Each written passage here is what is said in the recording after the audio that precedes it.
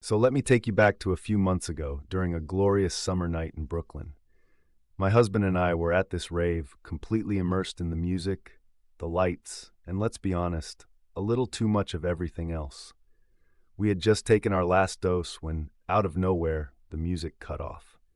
At first, I thought, okay, it's just a temporary glitch, but then I glanced at my phone and realized it was 6:30 a.m. The rave was over, and we were in big trouble. I looked at my husband, and let me tell you, he was completely out of it, like high as a kite. In that moment, I knew I had to take charge. I felt this strange wave of confidence wash over me.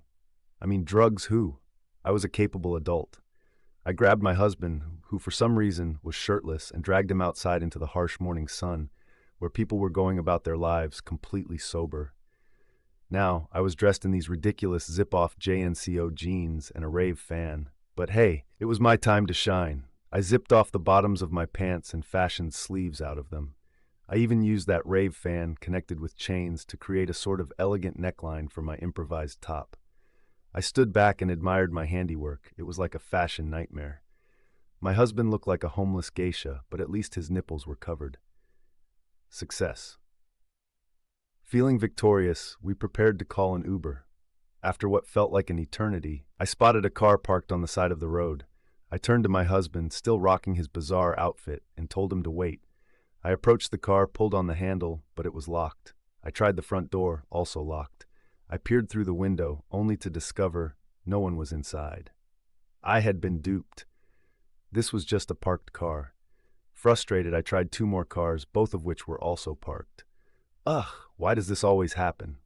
Finally, I turned around and spotted an actual Uber parked in the middle of the street watching me. I approached cautiously, but to my delight, when I pulled the handle, it opened. Eureka! "Hello, are you the car?" I asked, like a total weirdo. To my relief, he was indeed the car. "Let me get him," I said, grabbing my fashionably challenged husband. "Here he is." I proudly displayed my creation to the driver. "Okay," he replied with a hint of rudeness. But we got in anyway. As we started driving, I noticed the driver had techno music playing quietly over the speakers. I thought, wow, how considerate. I turned to my husband and said, "This is nice." But the driver didn't respond. I tried again, louder this time. "I like this," I exclaimed. We made eye contact in the mirror, and still he didn't say a word. That's when I realized there was no music playing. It was all in my head. Oops! I cleared my throat, trying to explain. Oh, I meant the music, but it wasn't there. Still, no response from him. Now I was starting to get a little uneasy. The driver was looking at me through the mirror with a strange expression. Something felt off.